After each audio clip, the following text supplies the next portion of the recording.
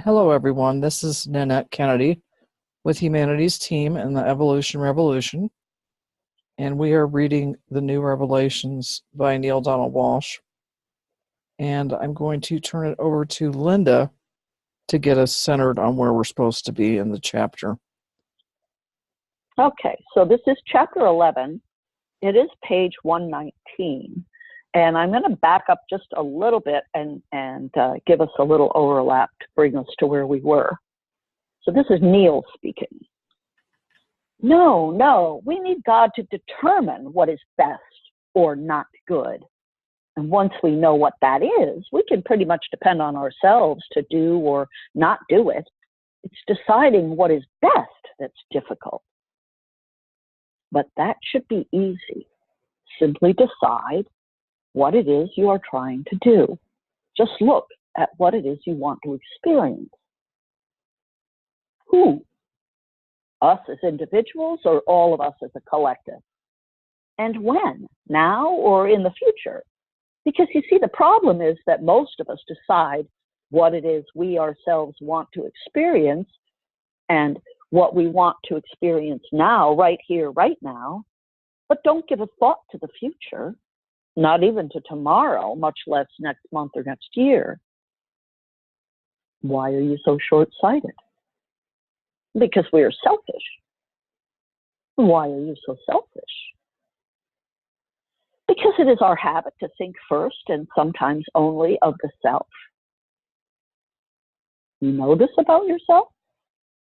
Yes, we can admit that.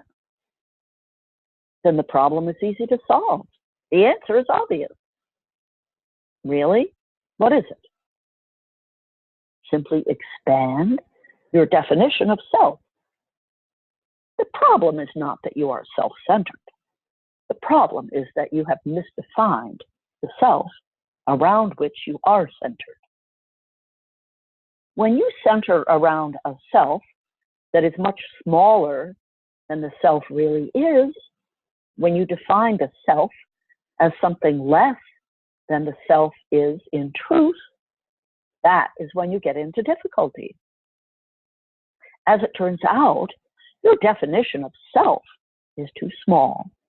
When you first become self-conscious, that is, when Homo sapiens first became aware of themselves, you experienced that you were over here and that everything else was over there. And so you defined the self in a way that was far too limited. Later in this dialogue, when we explore the 8th New Revelation, you will see in a very dynamic terms just how limited your definition of self has been. Yet do not blame yourself. You couldn't have known any better. You didn't understand. And this is where most organized religions have failed you.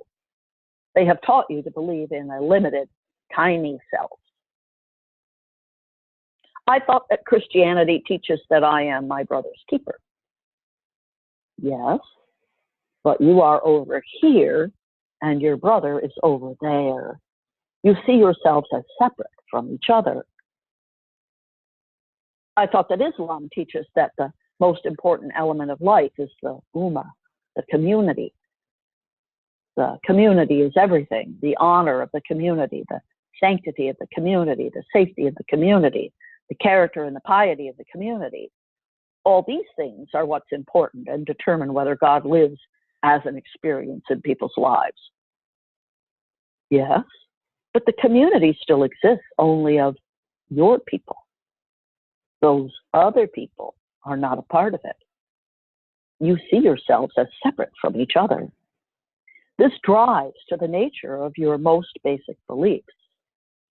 You define the individual self as the part of you that ends at your fingertips and toes. And yes, some of you do have a sense of a collective self that extends to your family or your community. And in some cases, that community can be quite large, but it is still not all-inclusive. It includes everyone who thinks like you, looks like you, acts like you, agrees with you. But it does not include others. In fact, it may systematically exclude others. So many of your organized religions have taught you exclusiveness. In this way, they have created just the opposite of what they were intended to create. Instead of creating unity, they have produced division. But we are different from each other. There's no denying that. I have said nothing about differences. I am talking about divisions. Differences are not divisions. But we are divided from each other. No, you are not. You only think that you are. You act as if you are. In reality, you are not. This is what most of your religions tell you. They tell you that you are separate from each other and separate from God. We are not separate from God? No, you are not. Of course we are. God is God. God is great. We are bad. We are sinners. We are but minuscule specks of dirt, unworthy of even being trod upon by the foot of the Lord. Ours is to humble ourselves before God, reminding ourselves of our relative nothingness before Him who created us.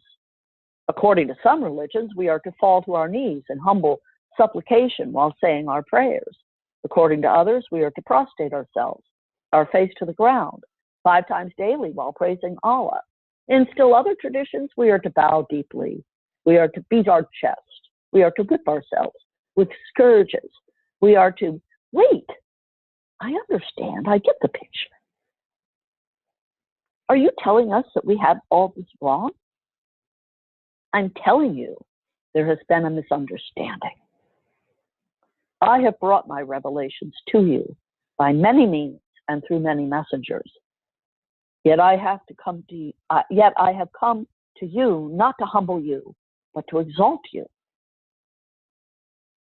But we do not deserve to be exalted. We deserve only to grovel before the Lord. Why? Why do you think this? Because we have failed you. Ah, yes, the second fallacy about God. Keep going. Does anybody, excuse me, does anybody want to comment, or should we continue reading?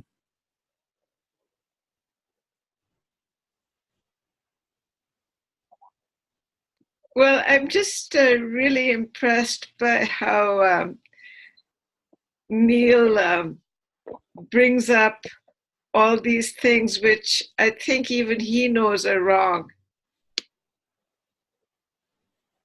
Can you be more specific? Well, about the groveling and the prostrating and all of that. I mean, the Buddhists do it, the Muslims do it. But it's nice to have it all spelled out so that God can tell us different. That's what I'm really enjoying. I agree with your comment, and I agree with what you said about we think Neil, or feel that Neil knows this is, he understands it already, but he's spelling it out for us, as you said. And it's pretty interesting to me because I think I felt that way about the first book or two that I ever read that Neil wrote. It's like, no, wait a minute, he already knows this. But he's putting it out there for us so that we can understand it better. Over. Yeah, spelling it out is very important. The woman of the woman who owns Sounds True. Do you know that company which sells all those audiobooks? Yes. Yeah, she was going on and on about how she was doing all this, and look at me, what a huge star I've turned into. And I was just thinking, get a life, darling. You may have made your millions, but it's like the other people that, the writer of the most famous translation of the Bhagavad Gita, His Divine Holiness, and what Neil said about him is that, well, the guy's wrong, you know. I mean, what God said about it is that, His Divine Holiness is wrong. That it's really quite amusing that God Himself is saying, well, that's wrong and that's wrong.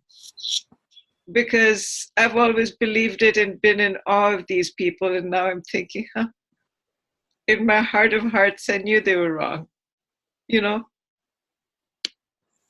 And it's interesting that, have you ever seen the movie Bagger Vance? No, tell me about it. It's about the Bhagavad Gita.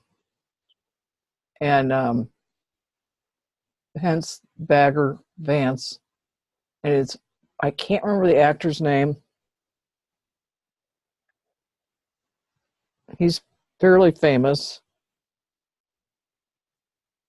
He's a black guy, but and I think Brad Pitt is in it, and they play golf. And if you haven't seen it, you need to go rent it or download it from Netflix or wherever. But it's very, very interesting, so you might enjoy it. It's Bagger. Correct. And then it's V as in Victor, ANCE. I'll go get it. Thank you. Yep. Thank you. Now, you'll really It's enjoy directed it. by Robert Redford, and it stars Will Smith, Matt Damon, and somebody else. Well, perfect, because Will Smith is the person I was thinking was a very famous person. And I got Brad Pitt mixed up with Matt Damon, but what are you easy to do? Yeah, easy to do. But it is very powerful. In fact, I haven't seen it in a number of years, and I may just go get it myself because it's very, very inspirational, and it's right up our alley. With,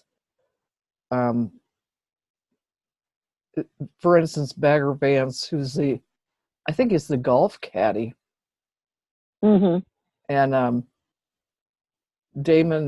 Matt Damon is a up and coming golfer, and he, meaning Will Smith, Bagger Vance, is teaching Matt Damon the spiritual ways of life. Just saying things like, and I'm just going to pull this out of my hat. You have to see it before it happens. Things like that. Because Matt Damon is kind of insecure in his up and coming golf career. And Bagger Vance teaches him the things he needs to know in order to do the things he wants to do. Anyway, I diverge, but you mentioned the Bhagavad Gita, and I just thought I'd throw that out there. Over. Thank you kindly. I'm going to get it from the library. Yep. You will really, really enjoy it. Well, I certainly appreciate your guidance because humor is my thing. Well, there's some humor in this story, but it's mostly very inspirational. But there is humor. So I think you will enjoy it. Alrighty. Anybody else? You're welcome. Well, I was just thinking about the Ummah and the community, that the example that Neil gives about in Islam, how community is really important, but how the problem is it's just their community. But I think it's interesting how God always says you don't have to give up all your teachings, you just have to see things new. And I guess the Ummah, the community, is very important, but to us, it's the whole community. So it made me think, well, this is not saying give up your faith or your belief system, but enlarge it. So I guess, over. Yeah, I agree. And It's one of the things that was appealing to me towards Neil from the get-go. He said, I'm not asking you to give up the Catholic Church, the Presbyterian Church, Islam. I'm not asking that. I'm asking you to enlarge your belief system.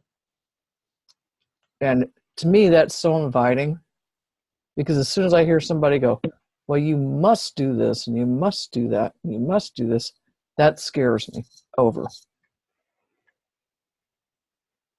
Well, and we hear that over and over again in these writings, that, you know, that if someone says you have to do what I tell you, you have to follow me, you have to believe in me, there, you know, you should run the other way. And if someone is saying you have it within you, that's somebody you can listen to, because they're telling you to look within for your answers, not look to them for their answers.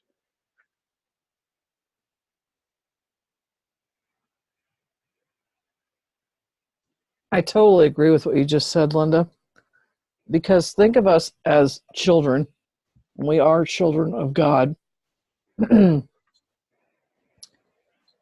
As soon as your parents would say, don't you touch that chocolate, don't you touch that Coca-Cola, well, you know, that's an invitation to me. It's like, you know, don't tell me not to. You know, give me some good reasons why you're giving me that information. And I think we can all attest to that. And we can attest to it with our own children. You know, as soon as you say, stay out of my bathroom, quit using my headphones, quit da-da-da-da-da, it's like a truth or dare. So, well, it comes into that because I said so. Yes. Right? And that's like, nobody wants to do anything because somebody said so. Like, give them the reason, help them understand what their request is coming from, and not make it this power thing of, because I told you to. And I think sometimes it's hard because parents get into a situation where they got a million things going on and the kid's acting up, and they resort to, because I said so, you know, because I'm telling you, and that's where that book, Parent Effectiveness Training, comes in, because it teaches you how to communicate with kids in a different way. So you're not using your power to control them. You're engaging them. And this is what we should do with everybody. Engage them so that they participate willingly because they understand why it's important. I couldn't agree with you more. And I know growing up when I know when I was raising my own kids, when I would say something like, because I said so, I was so frustrated that I was like, I can't think right this minute. Right. Exactly. Yeah. So for the moment, it's because I said so. I don't want you to run in front of the truck, you know? So there's that part of it.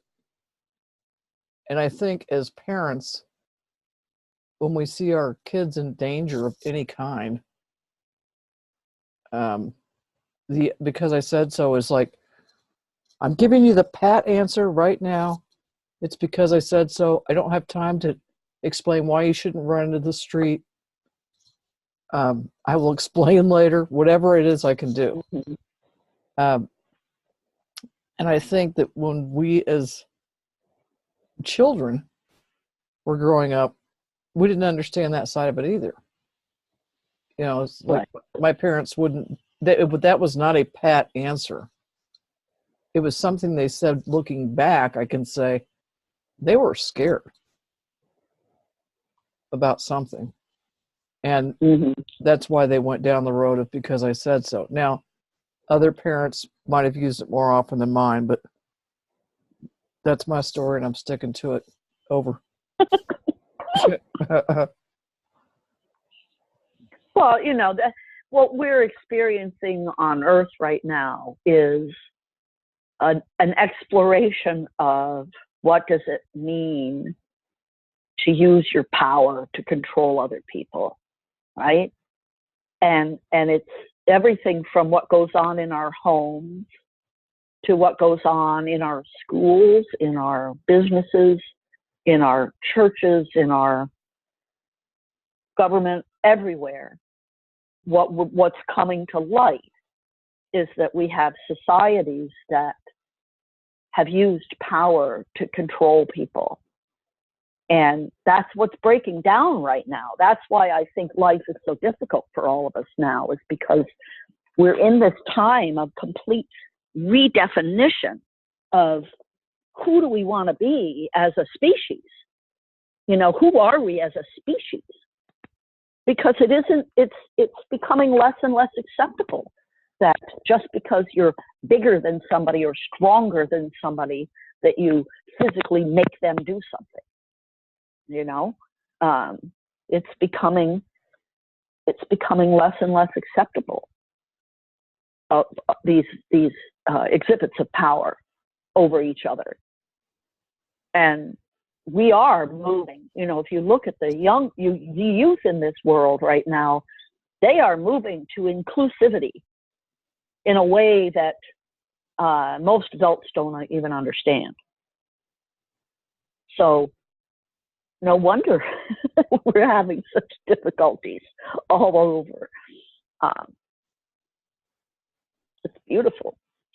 Well, and keep in mind too, would I say to anybody that ever comes to this phone call, because I said so? I would never. I mean, it's just, right. It's more of a child, parent, child, adult type of, you know, it's like, okay, I don't really have time to explain this right now. What can I say that just so they know? In fact, I've read studies that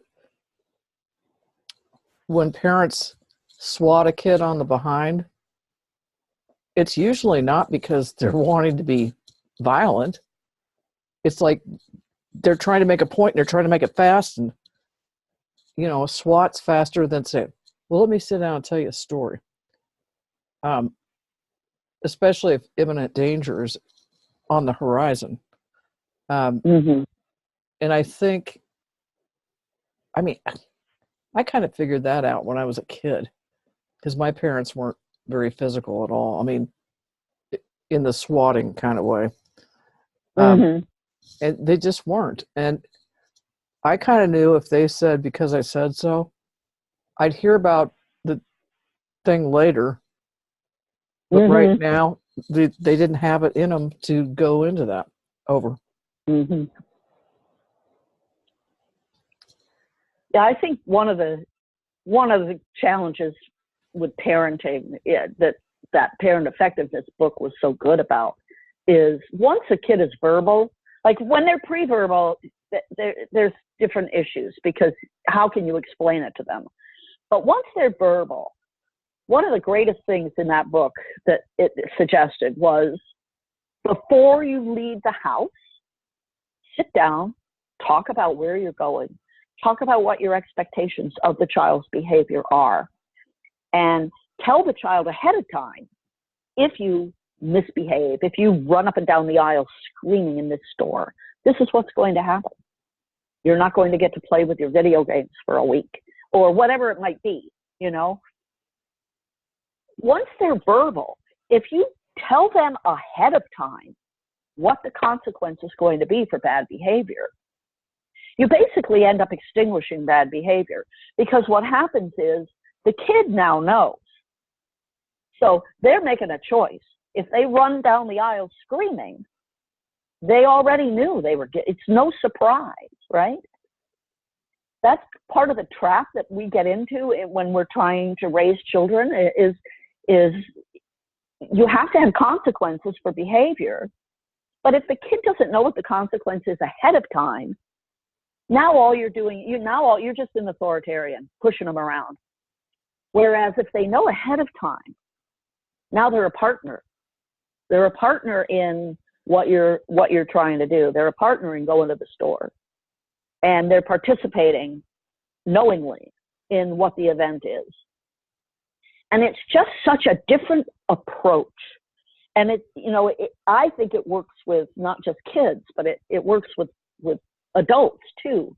You know, I do it with staff, where I'll say, okay, you know, tomorrow we have this group coming, and this is my expectation, and this is what I'm looking for, and this is what's going to happen if we fail at this.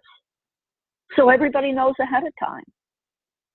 But, you know, we don't communicate. We're not good as humans communicating. And so then you end up in these situations where people are using their power and ultimately then abusing their power. Over.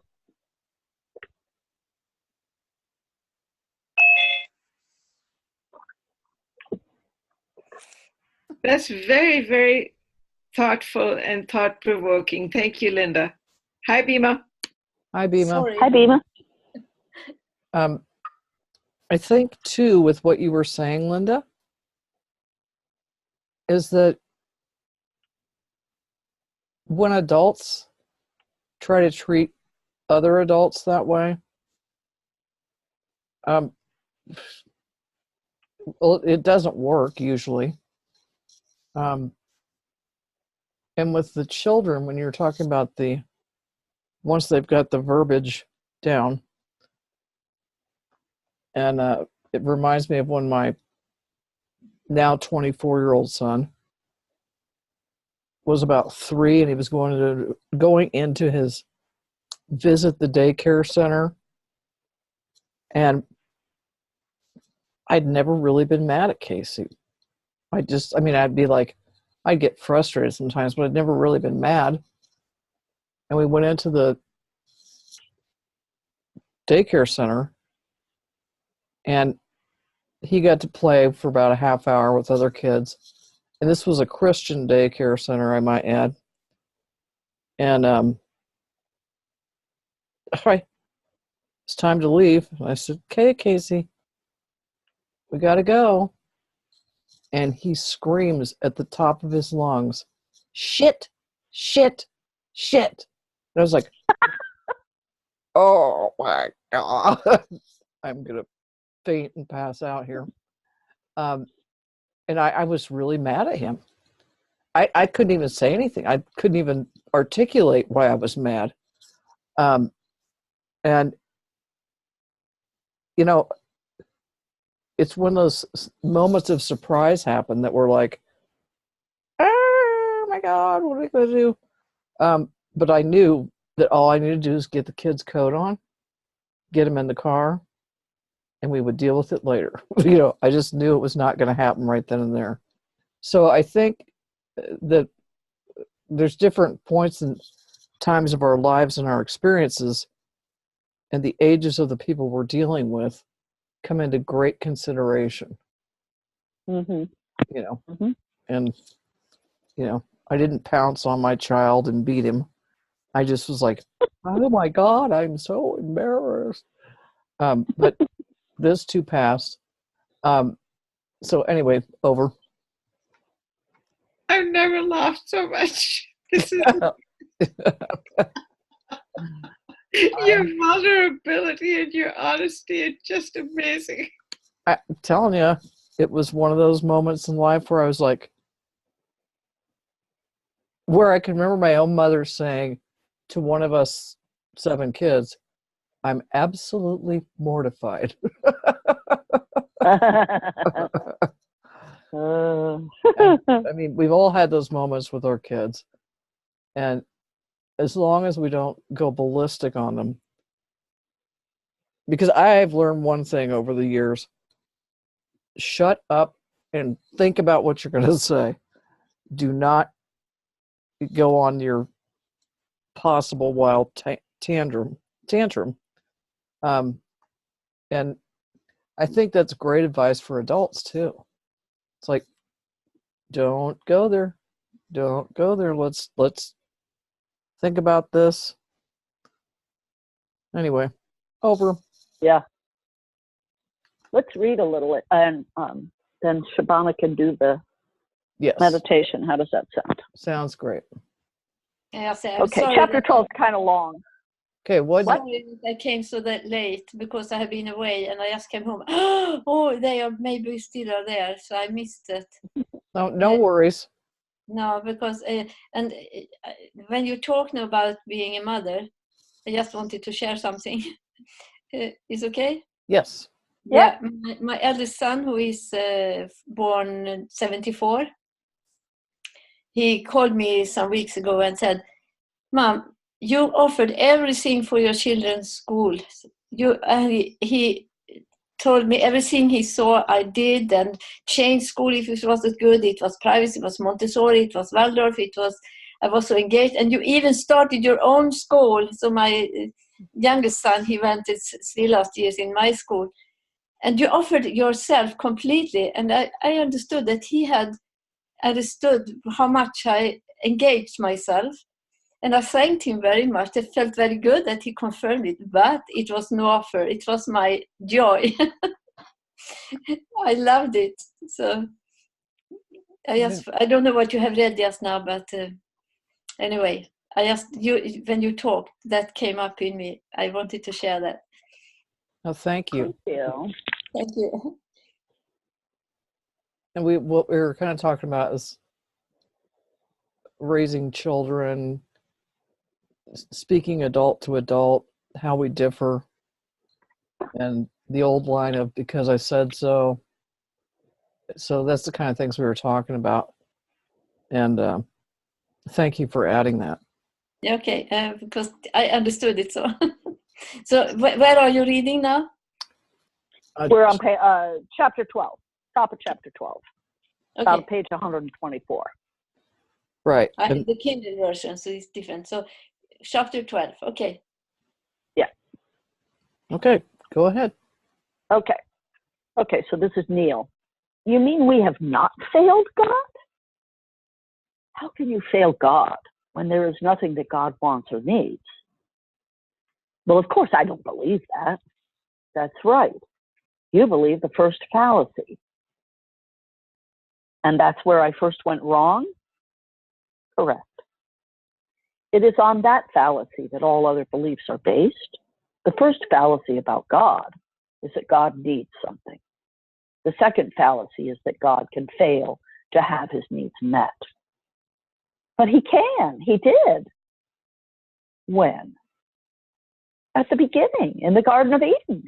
He told humans not to eat the fruit of the tree of knowledge of good and evil, but we did.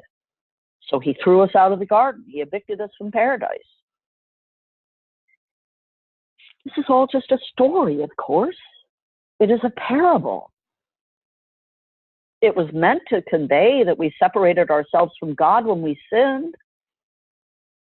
Ah, yes, the third fallacy about God. First, you believe that God needs something. Second, you believe that God can fail to get what he needs. And third, you believe that God has separated you from him because it's your fault that he failed to get what he needs. But it's true. You needed us not to sin, and we have sinned. So our punishment has been that we are banned from paradise. We are separated from God. Now we have to work our way back.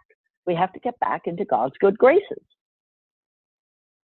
My wonderful children, you are never not in my good graces. You have created in your imaginings a God whose feelings get hurt. My feelings do not get hurt. My sensitivities do not become offended. You cannot upset me. You cannot make me angry. Upset and anger are the very antithesis of who and what I am. You imagine that I am a being like you, only bigger and more powerful, living somewhere in the universe, some kind of parent figure with ego needs and emotional agitations that match your own. Yet I tell you, that is not who and what I am. Here is the fifth revelation. God is not a singular super being living somewhere in the universe or outside of it, having the same emotional needs and subject to the same emotional turmoil as humans. That which is God cannot be hurt or damaged in any way, and so has no need to seek revenge or impose punishment. Now, I know and I understand that this upsets your apple cart. This throws everything into disarray, for your entire system of right and wrong, good and evil, justice and injustice is based upon an opposite thought. It is empowered through the thought that God does seek revenge and impose punishment. Well, most people don't want to let go of punishing God because they want to feel that there is some justice in the universe. If the bad guys don't get punished while on earth, at least we can hold the thought that they'll get theirs when they die, because God has promised us justice. There is no such thing as reward and punishment in my kingdom. Yet saying that there is no such thing as punishment is not the same as saying there are no consequences. When you do the thing called die, that is, after you end your time with a physical body here on earth, you will be given the opportunity for a life review. In fact, you will ask for it. You will want it. It will be a major part of the process by which you come to know more about yourself and about life, by which you evolve. During this life review process, you will be allowed to experience every moment of your life, everything that you ever thought, said, or did. This experience will be comprehensive. You will not only experience this from your point of view, you will experience it from the point of view of every person whose life you touched. You will be able to experience what they experienced as a result of what you were thinking, saying, and doing, or doing. Let me see if I understand this. I will move through all my life's interactions with others, one interaction at a time, from the other's point of view. Exactly. My God, that would be hell. No, it would be remembering. You will remember who you really are and who you can become by coming to know what others experienced at your hands. But even if it was painful for them, you will not suffer. How can that be? Suffering is a point of view. Remember that. Pain is an experience. Suffering is a point of view about the experience. You will experience pain as a mother experiences the pain of childbirth, but you will not think of it as suffering. To complete the analogy, you will experience it as the joy of giving birth. In this case, to a new you.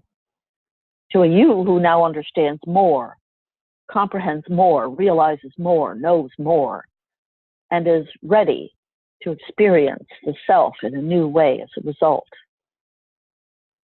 This process is called evolution. And in this process of evolution, the primitive concepts of reward and punishment have no place. It can be difficult for many humans to understand that. Take away reward and punishment, and everything seems to fall apart. Unless it does not.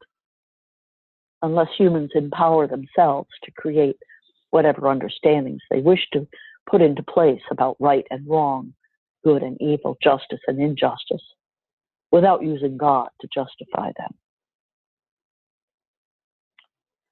You're talking about a secular code. Many organized religions say that this is the great evil overtaking the world. They call it secularism or humanism, or worst of all, secular humanism. And they say it is the great enemy of God. Of course they do, because it is a great threat to them. God has no enemies, because God cannot be hurt, damaged, or destroyed. Yet our dictionaries define secularism as rejection or exclusion of religion and religious considerations. And that's my point. It says nothing about rejection or exclusion of spirituality and spiritual considerations. Well, what is the difference between religion and spirituality? One is an institution, and the other is an experience. Religions are institutions, built around a particular idea of how things are. When those ideas become hardened and set in stone, they are called dogmas and doctrines. They then become largely unchallengeable. Organized religions require you to believe in their teachings. Spirituality does not require you to believe anything. Rather, it continually invites you to notice your experience. Your personal experience becomes your authority rather than something that someone else has told you. If you had to belong to a particular religion to find God, it would mean that God has a particular way or means by which you are required to come to him. Yet, why would I require that? I don't know. Why do you require it? The answer is I don't. The idea that God has only one way of approaching him, or one particular means of returning to her, and that this way and only this way will work, is fallout from the illusion of requirement. The illusion of requirement. This is another of the illusions of humans, another of those false beliefs we have discussed. It has nothing to do with ultimate reality. I have no need to require anything of you because I have no need to receive anything from you. And contrary to your belief, I have absolutely no need at all to require you to come to me in a certain way. Is saying a rosary better than saying a savitu? Is the practice called bhakti more sacred than the practice called seder? Is a church more sacred than a mosque? Is a mosque more sacred than a synagogue? Am I to be found in one place and not the other? And I think we'll pause here because we got 5 minutes left for Shabana to do the meditation, if that makes sense to everybody. Yes, let's get to it. Lord God, you're everywhere and you are everything, whether it's conscious or not. And we love you and we join together right here, right now, in praising you and thanking you for letting us meet on this Easter Sunday, because every one of us believes that joining hearts in devotion is the means by which we can uplift not just ourselves, but the whole planet, because we need this earth.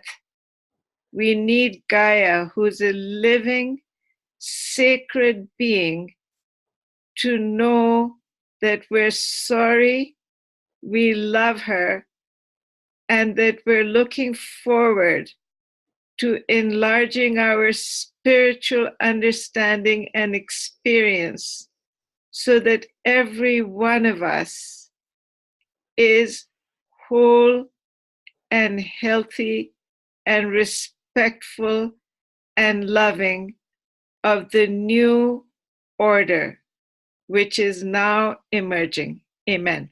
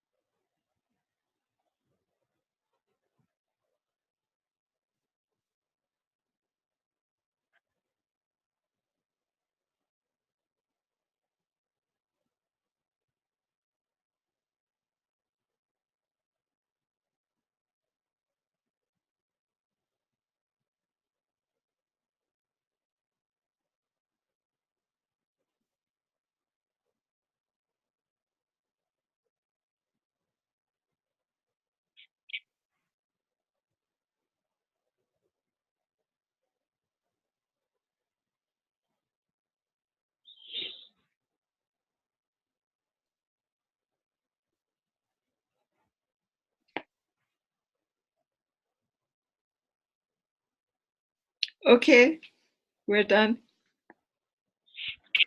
Thank you, Shabana. You're welcome. Yes, thank you. I had to step away for a minute to let my dog in. What is this message about what dreams may come?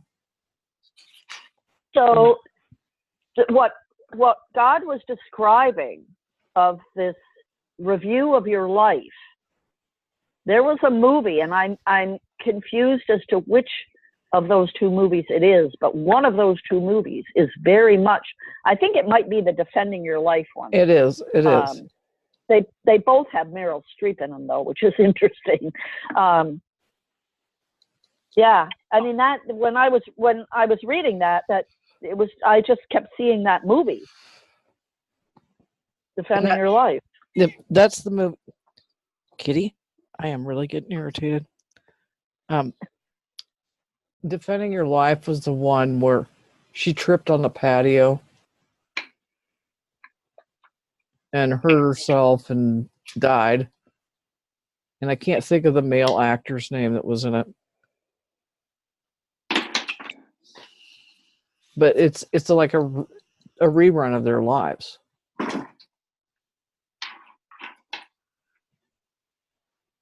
Now I haven't seen one. Yeah, and there's some defending. There's some defending, you know, yes. like They sit in a chair and they look at a screen and they go, yeah. I did it, I didn't do it, I did, Yeah. I didn't. Now, sadly, I can't watch anything that Robin Williams was in. I can't do it. And I loved him as an actor. But it's so sad to me that he took his life. Yeah. And it's not that I'm not forgiving him. It's just too sad for me. Over. I knew him. Well, I can't say that. How did you know him, Linda? He was in California doing comedy when I was in California going to college. And I was at a party that he was at. And I also went and saw him when he did improv, stand-up improv. And he was friends with friends that I had, met mutual friends. So, you know, after improv, we went and all hung out together. Wow. Well, he was definitely a brilliant person, and his knack for improv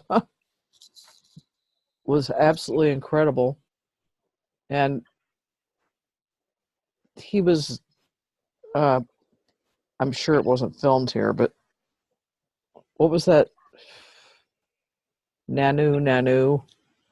Mork and Mindy. Mork and Mindy. And he was so terribly funny and off the cuff.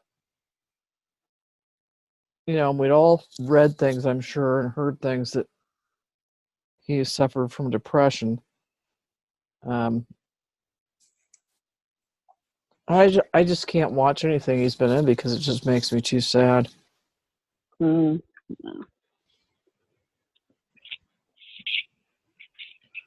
He was a brilliant actor, a brilliant comedian. Mm-hmm. Mm-hmm. And it's not like me not forgiving him. It's like me not being able to just deal with it. Yeah, Over. I understand. Well, that's an interesting relationship that you must have had with him.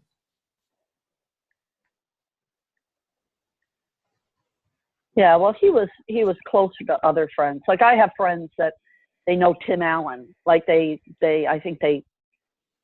did too. They were living in Tim Allen's house because Tim Allen was off on a shoot or something, and they were subletting his house, and I stopped and I stayed with them. So I stayed in Tim Allen's house, you know. Now, what was the there show was that he some- was famous for? The Handyman? Home Improvement. Home Improvement. Yeah, Home Improvement. Yeah. Years and Yeah. years ago. Funny guy.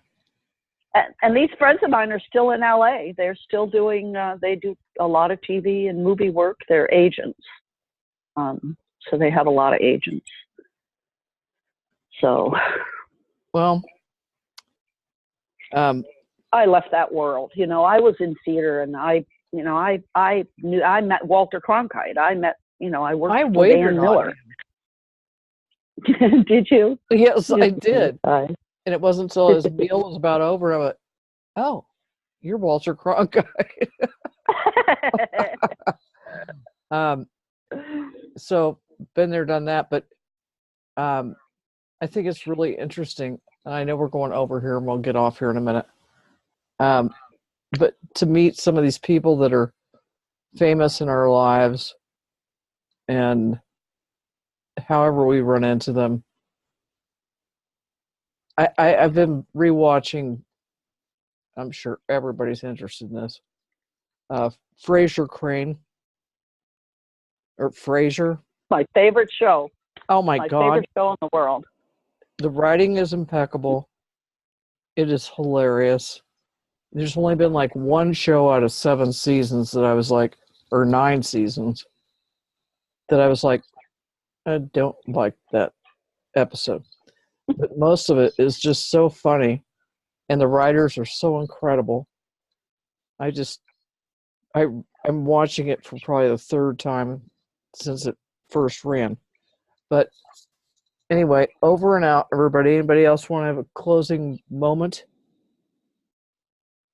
Well, laughter is one of the best things we can do. It's a healing property, and so I'm glad you're watching Frasier, because here's the thing: there's very little humor out there that isn't mean in some way. You know, like a lot of America's Funniest Videos, you laugh, but what's happened to the person is they hurt themselves. And that's like, I don't like that kind of humor. I try to stay away from that kind of humor. And so I love Frasier. I love Friends. I have a hard time watching Seinfeld now because it's so politically incorrect in so many episodes that. And you know what? I've never seen that show. Really? It's a really funny show. It is, but it's just old enough that it's a little politically not so good. Well, but yeah, I love Frasier. That's high comedy. And Sarah, maybe you can answer this question for me. I know we've talked about this before, but it's been a while. What is the doctor show that takes place? I think it's in Scotland. And he's an older guy and he meets this younger woman. And it's really funny. But I can't think of the name of it, so I can't look it up. I don't watch much TV, so I probably don't know. Doc Summers, Doc something. No.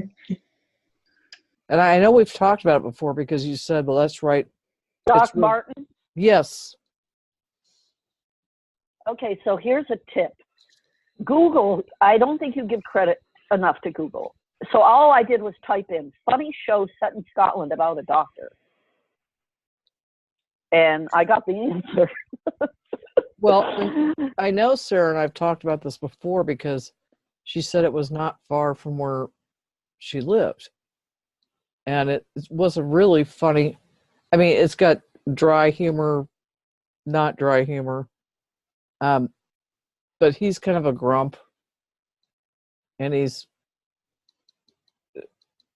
just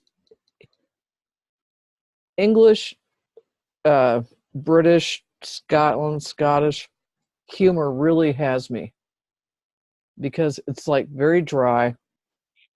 Mm-hmm. And I would be sitting there watching it with my family would be going, what do you think's so funny about this? I said, pay attention. You know, so, all right, we've gone 10 minutes over. Love you all. Thank you, Bima. Thank you. I Thank almost you, said everyone. thank you to myself. Thank you, Yeah. Shabana. Thank you, Sarah. And there was a person named Barbara that I was not familiar with on the phone earlier. And thank you to her. And we'll see each other next week. And I'm glad we still got together today. Yeah, thank Yeah. you, Lynette, for posting the recording earlier. I appreciate it very much. And I hope you'll do that this week too. Yeah, no worries. I say no worries, but you know, who the heck knows what's going to happen. Well, I but I'm- figured you'd post it. Yeah, but I'm trying. So Just do it. Don't try. you sound like Yoda. Okay, there is no try. There's only do. I'm channeling Yoda. All right. Love you guys. Yeah, the same. Love you too. Love All right. you too, Happy Lynette. Thank you, Easter. everybody. Love you. Bye. Bye.